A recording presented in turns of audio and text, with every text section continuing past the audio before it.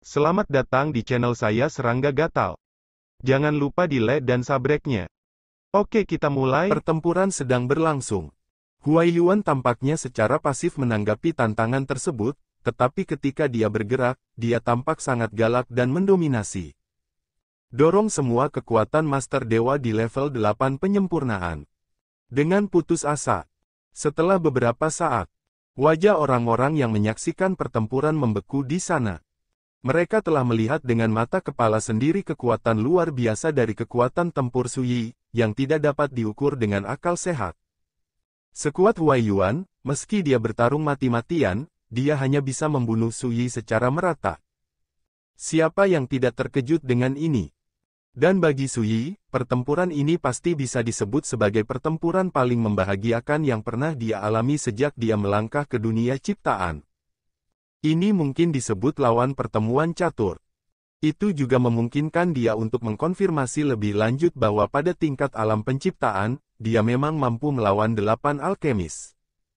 Tentu saja pertarungan ini tentang kekuatannya sendiri, bukan benda asing. Namun, akan sulit untuk mengalahkan Huai Yuan, monster tua yang telah terbenam di alam 8 alkemis selama bertahun-tahun, dalam waktu singkat. Menurut tebakan Su Yi, jika dia ingin membunuh Huai Yuan tanpa menggunakan benda asing, dia harus membayar sejumlah harga. Mati. Selama pertarungan sengit, Huai Yuan berteriak keras, dan tiba-tiba jarum terbang yang hampir transparan terbang keluar dari mulutnya, tiba-tiba menembus serangan Su Yi, dan menusuk tenggorokan Su Yi. Dentang. Pada saat kritis, Su Yi memblokir jarum terbang dengan pedangnya. Tapi tiba-tiba, jarum terbang yang ramping dan seperti rambut ini tiba-tiba meledak, mengepulkan semburan kehancuran yang mengerikan. Tingkat kekuatan itu cukup untuk mengancam kehidupan dewa-dewa Jiulian. Pada jarak sedekat itu, Huai Yuan yakin bahwa bahkan jika pukulan ini tidak dapat membunuh Su Yi, itu dapat merusaknya secara serius. Dan dia siap untuk membawa Su Yi hidup-hidup sebagai sandera. Tapi saat berikutnya, saya melihat payung hitam menghalangi tubuh Su Yi. Hampir pada saat yang sama, Kappa muncul di tempat kejadian, melambai-lambaikan jubah lengannya. Ledakan. Semburan hitam yang mengerikan meledak, tersapu, dan menghilang sama sekali. Mata Huai Yuan bulat. Lalu menunggu pukulan untuk diselesaikan dengan mudah oleh pria seperti anak kecil seperti ini. Tuanku, orang ini tidak jujur. Ini jelas duel berdasarkan kekuatan, tapi dia terlibat dalam serangan diam-diam dan menggunakan benda asing. Benar-benar memalukan. Kappa tampak menghina. Huai Yuan berbalik dan melarikan diri, tetapi saat dia berbalik, Kappa mencengkeram lehernya dari udara. Dia mengambilnya seperti ayam. Huai Yuan ketakutan.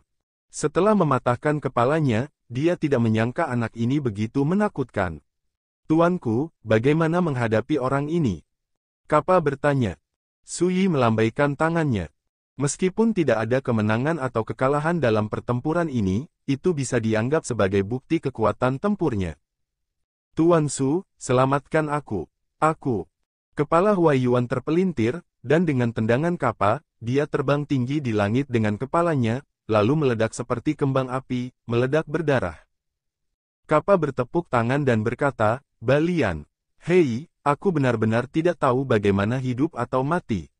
Di kejauhan, Yan Beixue dan gadis berbaju merah berkeringat dingin. Saat Kappa tidak bergerak, ia terlihat seperti anak kecil yang lugu dan lucu, tetapi begitu dimulai, ia menjadi ganas dan menakutkan, dan kontrasnya terlalu besar. Segera, keduanya tertegun melihat Kappa berlari ke sisi Su Yi seolah ketakutan, dan memeluk erat paha Su Yi. Ledakan. Hampir pada saat yang sama, dalam kehampaan, kekuatan Zhou Tianrule muncul. Tapi dengan Su Yi mengangkat tangannya, dia menyekanya.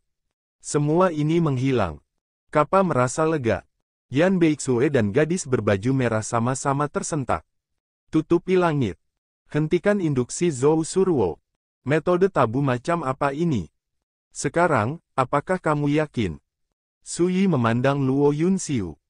Luo Yunxiu panik, dan berkata dengan cemas, "Senior, kamu bisa mengambil nyawaku dan pergi ke Seven Star City dengan imbalan Beautiful Magic Jelly." Su Yi terkejut. Yan Beixue juga sangat tersentuh, tapi dia masih mengingatkan senior, hati-hati dengan trik orang ini. Diam-diam, namanya untuk Su Yi juga berubah. Mungkin karena dia khawatir akan tiba-tiba, dia tidak menghormati Su Yi sebagai Paman Yi, tetapi memanggilnya oleh para pendahulunya. Jangan khawatir, jika dia berbohong, tidak ada yang bisa menyelamatkan nyawanya bahkan di Seven Star City. Su Yi berkata, ayo pergi ke Seven Star City bersama. Luo Yunxiu langsung sangat gembira dan menangis dengan rasa terima kasih senior telah memberi saya kesempatan, terima kasih senior. Cara mengemis yang pengecut dan lemah untuk bertahan hidup itu membuat Kappa sangat membencinya. Namun, saya harus mengatakan bahwa semakin banyak pria seperti ini yang tidak memiliki garis bawah, tidak memiliki harga diri, dan tidak memiliki karakter yang kuat, dia memiliki kesempatan untuk hidup lebih lama. Inilah kenyataannya, sepertinya tidak masuk akal, tetapi ketika dihadapkan pada ancaman nyata dari keempatnya, jika ada kesempatan untuk bertahan hidup, kebanyakan orang di dunia ini tidak akan memilih untuk mati. Oleh karena itu, ini lebih menonjolkan nilai dari mereka yang bangga dan tidak takut hidup dan mati. Kota Bintang 7. Salah satu kota paling makmur dan makmur di laut tanpa batas. Seven Star Market terletak di dalamnya. Paviliun Linlang. Salah satu dari 4 kamar dagang teratas di Seven Star City, didukung oleh pengadilan setan Potroh.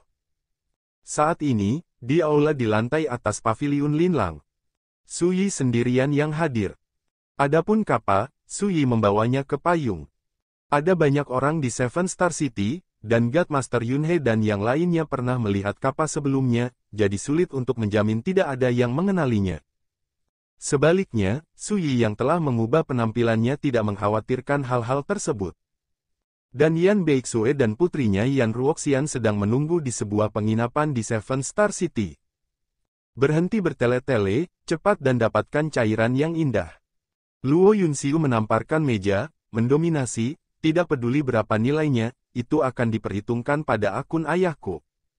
Su Yi bendahara Paviliun Linlang adalah seorang pria parubaya dengan jubah brokat yang tampak kaya. Mendengar ini, dia tidak bisa menahan senyum masam, dan berkata, Tuan muda, di Seven Stars lelang setengah bulan kemudian, jeli ajaib berwarna-warni akan dijual saat final muncul, jika itu memberi Anda. Wajah Luo Yunxiu tiba-tiba menjadi sangat ganas, sepatah kata, maukah kamu memberikannya? Pria parubaya di Jinpao terkejut, dan berkata Tuan muda, tunggu sebentar, saya akan segera mengambilnya. Lagi pula, cepat pergi.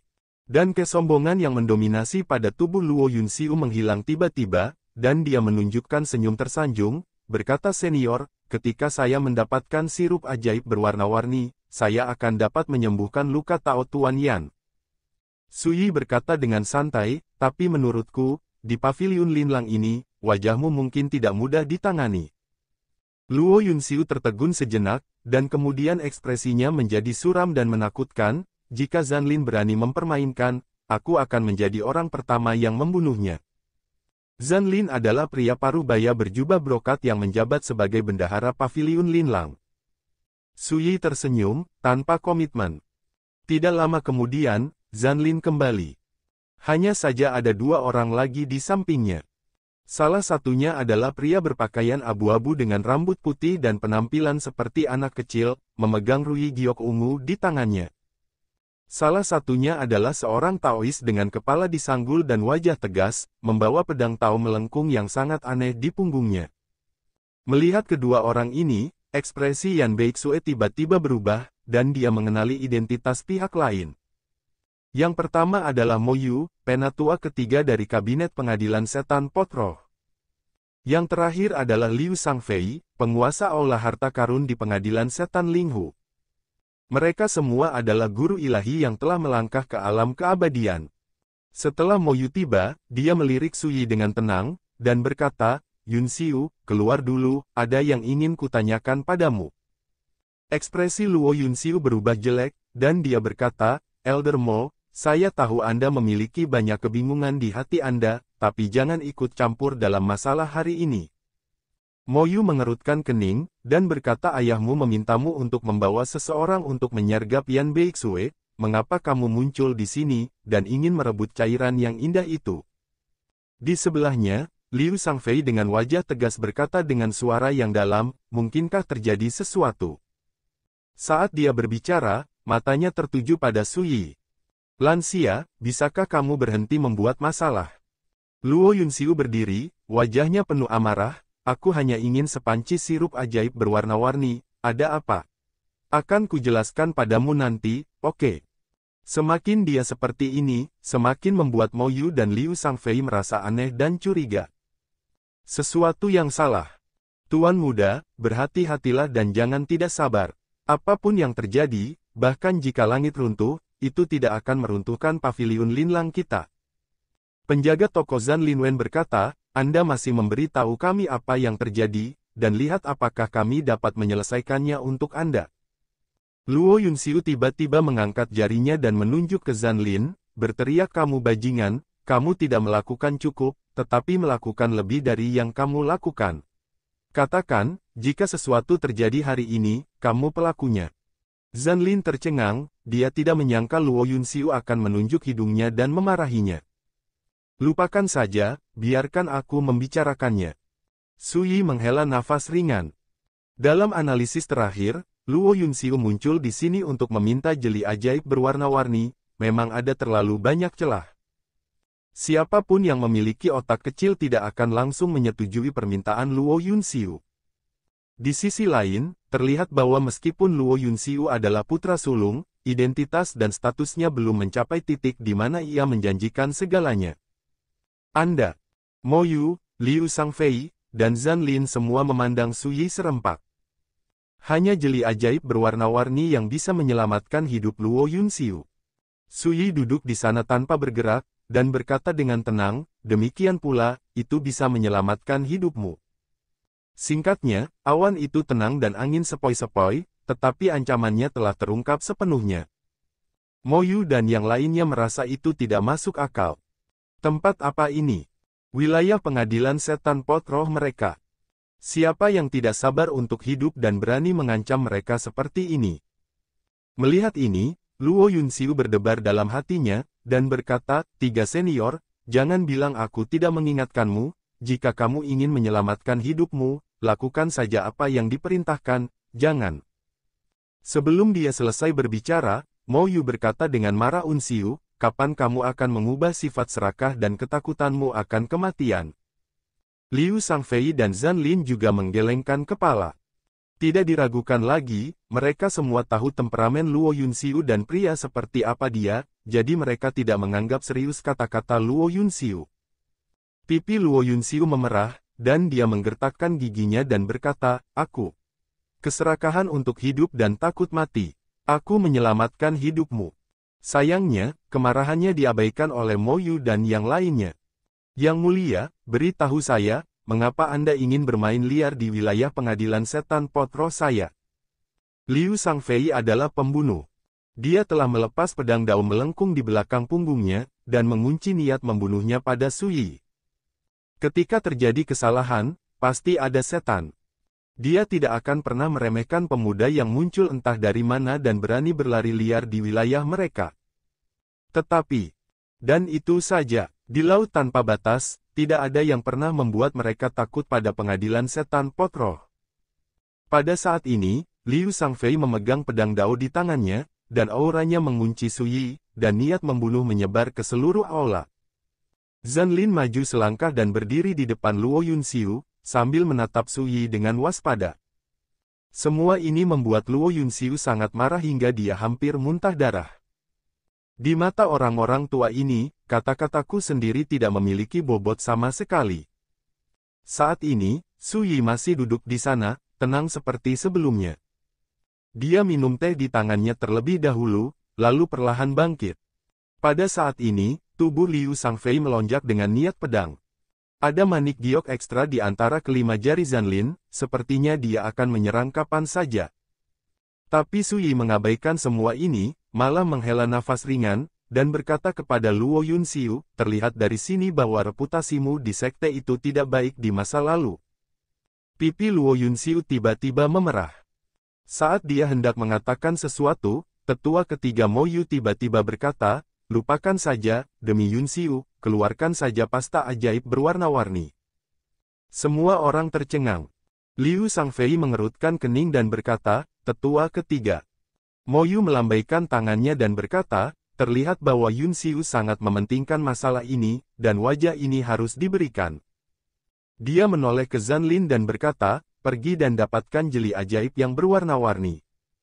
Zanlin jelas bingung, tetapi dia tidak berani melanggar perintah dan pergi dengan tergesa-gesa. Dan tidak sampai saat ini Luo Yunxiu menghela nafas panjang, tetapi wajahnya masih jelek. Apa maksudmu dengan memberikan wajah padaku? Aku jelas berusaha menyelamatkanmu. Melihat semua ini, Su Yi hanya tersenyum dan tidak berkata apa-apa. Segera, Zanlin kembali dan memberi Luo Yunxiu sebuah botol batu giok berisi cairan yang indah. Luo Yunxiu buru-buru menyerahkan Su Yi dengan kedua tangannya, senior, tolong singkirkan. Senior, juga gunakan kamu untuk mencocokkan. Liu Sangfei, Zanlin dan yang lainnya mengerutkan kening. Su Yi mengambil botol batu giok itu dan berkata, tidak apa-apa. Setelah itu, dia berbalik dan pergi. Dari awal hingga akhir, Mo Yu dan yang lainnya diabaikan. Sikap mengabaikan segalanya membuat wajah mereka bertiga sangat muram. Tetapi pada akhirnya, dia tidak tahan untuk menghentikannya. Luo Yunxiu bahkan berkata dengan rasa terima kasih, senior, ayo pelan-pelan, senior. Sudut bibir Mo Yu dan yang lainnya berkedut. Setelah memastikan bahwa Su Yi menghilang di paviliun Linlang, Liu Sangfei tidak dapat menahan diri lagi, dan berkata, tetua ketiga, mengapa kamu membiarkan orang itu pergi? Zanlin juga memandang Mo Yu, tidak hanya membiarkan pihak lain pergi dengan selamat, tetapi juga mengambil jeli ajaib berwarna-warni yang paling berharga dari paviliun Linlang. Mo Yu menarik napas dalam-dalam, dan berkata dengan suara yang dalam, jangan khawatir, hal-hal di pengadilan iblis potro kita tidak mudah diambil. Bahkan jika orang ini melarikan diri dari kota bintang 7, dia akan mati. Setelah jeda, dia melanjutkan, hal yang paling mendesak adalah bertanya mengapa Yun Xiu melakukan ini. Saat dia berbicara, dia sudah melihat ke arah Luo Yunxiu. Liu Sangfei tiba-tiba terbangun seperti mimpi, dan menatap Luo Yunxiu dengan mata tidak ramah, Yunxiu. Jika kamu tidak memberi kami alasan yang bagus, aku berjanji kamu akan dihukum berat. Bahkan ayahmu tidak bisa lagi melindungimu. Luo Yunxiu sekarang yakin bahwa dia telah memulihkan hidupnya, dan dia benar-benar santai. Ketika ditanyai dengan marah oleh Liu Sangfei, Mo Yu dan yang lainnya, dia mencibir dan kembali ke postur angkuh dan mendominasi sebelumnya. Pertama, dia duduk santai di kursi, mengangkat kakinya, menyesap cangkir teh, lalu berkata perlahan. Kalian minta maaf padaku dulu, dan aku akan memberitahumu yang sebenarnya nanti. Semua orang tercengang dan hampir tidak bisa mempercayai telinga mereka. Liu Sangfei hampir secara impulsif ingin membunuh orang ini dengan pedang. Dia tidak hanya membiarkan musuh pergi, dia bahkan tidak mengatakan bahwa dia kehilangan jus ajaib berwarna-warni, tetapi dia bahkan meminta mereka untuk meminta maaf, bajingan ini dapat membuat orang mati. Zanlin melangkah maju untuk memuluskan semuanya dan berkata, Yunxiu, ini masalah besar, jadi jangan marah. Meskipun kami berbicara dengan buruk sebelumnya, kami masih peduli dengan keselamatanmu. Ledakan. Luo Yunxiu melempar cangkir teh ke tanah dengan kejam, dan berkata dengan wajah ganas, jangan omong kosong. Baru saja aku memintamu untuk mengambil sirup ajaib Banlan, tetapi kamu mengundang tetua ketiga dan yang lainnya. Kamu benar-benar jangan menganggap serius apa yang kukatakan. Zanlin tiba-tiba merasa malu dan wajahnya kusam. Yunxiu, apakah kamu sudah cukup kesulitan?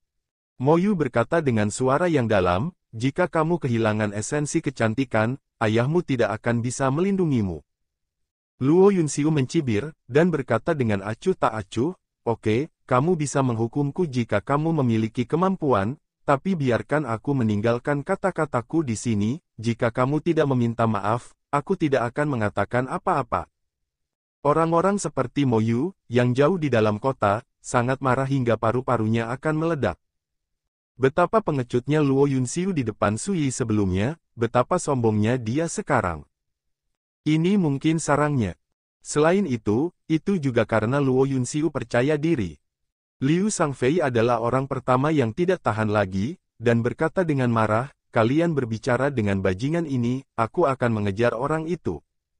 Luo Yunxiu berkata oke, kamu bisa pergi, kamu akan mati jika kamu pergi, itu bisa disebut agas yang mengguncang pohon besar, itu konyol. Anda. Liu Shangfei sangat marah. Mo Yu membujuknya, oke, ini tidak lebih dari permintaan maaf, jadi minta maaf saja. Saat dia berbicara, dia menarik napas dalam-dalam dan berkata, Yunxiu, sikap kami sebelumnya salah, tolong maafkan saya, jangan temui kami. Luo Yunxiu tiba-tiba tertawa, dan berkata penatua ketiga paling tahu situasi umum, dan hari ini karena kebijaksanaan dan ketegasan penatua ketiga, bencana fatal dapat dihindari, sangat bagus. Dia menyipitkan mata pada Liu Shangfei dan Zanlin, terserah kalian berdua. Zanlin meminta maaf sambil tersenyum, dan sikapnya sangat tulus. Liu Shangfei jelas menahan napas, tetapi pada akhirnya dia tidak bisa menahan bujukan Mo Yu, dan dia dengan enggan meminta maaf.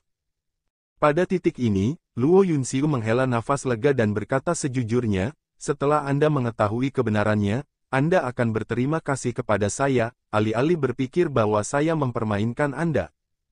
Pipi Mo Yu dan yang lainnya berkedut, hampir di ambang letusan.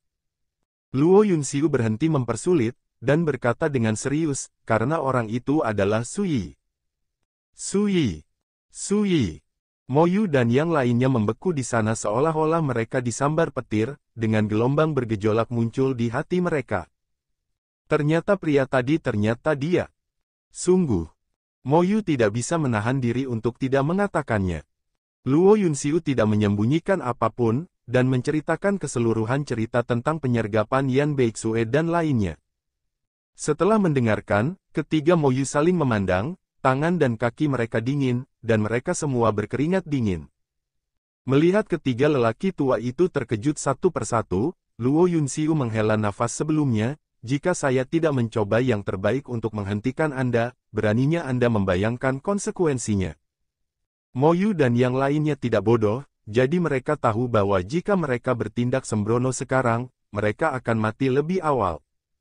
Luo Yunxiu tidak mengatakan apa-apa lagi, hanya duduk di sana sambil minum teh sendiri, itu menyenangkan. Aku tahu bahwa kamu memandang rendah orang-orang sepertiku. Lagi pula, dalam operasi ini, selain aku, semua 2 Dewa Master dan 33 Dewa Sekte mati. Dan untuk bertahan hidup, aku bahkan melepaskan jeli ajaib yang indah. Bagimu, ini memalukan dan memalukan. Kamu bahkan mengira aku masih berpuas diri, yang sangat dibenci. Kebencian. Luo Yunxiu berkata dengan santai, tapi bagiku, bisa menyelamatkan hidupku kali ini sudah merupakan kebetulan. Mo Yu dan yang lainnya diam. Mereka lakukan.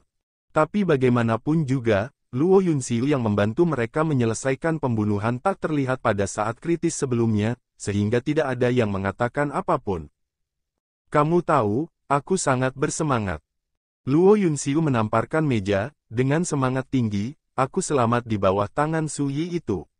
Jika ini keluar, orang-orang di dunia tidak akan menganggapku tinggi. Setiap orang. Kota Bintang 7. Di sebuah penginapan. Sui menyerahkan jeli ajaib yang indah itu kepada Yan Beixue. Senior, bukankah identitasmu akan terungkap dengan cara ini? Jika pengadilan iblis Potroh tahu, aku khawatir mereka tidak akan melepaskannya. Yan Beixue berkata dengan cemas. Aku tidak bisa menyembunyikannya. Sui berkata dengan acuh tak acuh, tidak perlu menyembunyikan apapun. Sebaliknya, aku ingin melihat bagaimana pengadilan setan Potroh akan bereaksi ketika mereka mengetahui bahwa aku berada di kota Bintang 7. Yan Beixue tertegun. Mata indah gadis berpakaian merah Yan Ruoxian berbinar, dan dia berkata, Senior, apakah Anda akan memulai perang dengan pengadilan setan Potroh? Apalagi? Sui menggelengkan kepalanya sedikit, ini tidak lebih dari mencoba menakut-nakuti ular keluar dari lubangnya. Ini adalah rencana Sui. Sekarang kita telah sampai di laut tanpa batas, mari kita buat keributan besar dulu, dan lihat musuh-musuh besar itu saat itu, berapa banyak dari mereka yang tidak bisa tidak muncul. Malam ini, kamu akan berangkat dan meninggalkan laut yang tak terbatas. Seperti yang dikatakan Su Yi, dia mengeluarkan jimat rahasia dan menyerahkannya kepada Yan Beixue. Jika Anda menghadapi hal-hal sulit di masa depan, Anda dapat menggunakan jimat rahasia ini untuk menghubungi saya. Mengingat ini dari para tetua, aku tidak berani mengatakannya. Terima kasih Paman Yi. Yan Beixue membuat hadiah besar, lalu dengan sungguh-sungguh mengambil jimat rahasia itu dengan kedua tangan. Su Yi memperhatikan bahwa gelar Yan Beixue untuknya telah berubah, dan dia tidak mengatakan apa-apa. Memang benar bahwa Yan Beixue di depannya telah hidup selama beberapa tahun yang tidak diketahui, tapi serius, dia memang layak disebut Paman.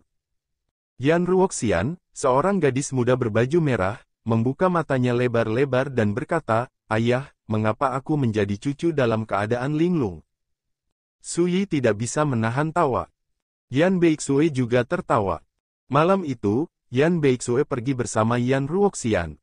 Kamu pergi dan kirim tumpangan. Su Yi memberitahu Kappa secara diam-diam. Tuanku, aku pergi, siapa yang akan melindungi tidak, siapa yang akan membebanimu? Kappa tidak bisa membantu tetapi berkata, jangan khawatir, Seven Star City tidak bisa menjebakku. Su Yi melambaikan tangannya. Baru kemudian Kappa pergi dengan payung perampokan. Di kamar hotel, lampu berkedip-kedip. Su Yi berbaring di kursi rotan dan berkata dengan lembut, masuk. Segera, lebih banyak sosok muncul diam-diam di ruangan itu. Ada, Nyonya Mei, dengan hanya tersisa wajah menawan, Taois Tun Kong, dengan hanya tersisa satu mulut, Iblis Tua Tulang, dengan hanya tersisa satu tulang tangan, dan seterusnya. Mereka semua adalah sekelompok dewa kuno yang dibawa oleh Su Yi di Gua Setan Listrik. Setelah pertempuran pertama di Kuil Yunji, Su Yi mengatur agar dewa-dewa kuno ini datang ke laut tanpa batas untuk menanyakan berita. Tapi sekarang, mereka semua ada di sini, maju satu demi satu untuk menyapa Su Yi. Jangan kaku, katakan padaku, apa yang telah kamu temukan dalam setahun terakhir ini? Su Yi bertanya dengan lembut. Pada saat yang sama, pengadilan setan potroh dan aula utama sekte itu terang benderang. Semua orang hebat berkumpul bersama. Alasannya ada hubungannya dengan sebuah berita. Su Yi, yang telah menghilang dari dunia selama setahun, muncul di Seven Star City. Sekian dulu dari Mimin. Terima kasih.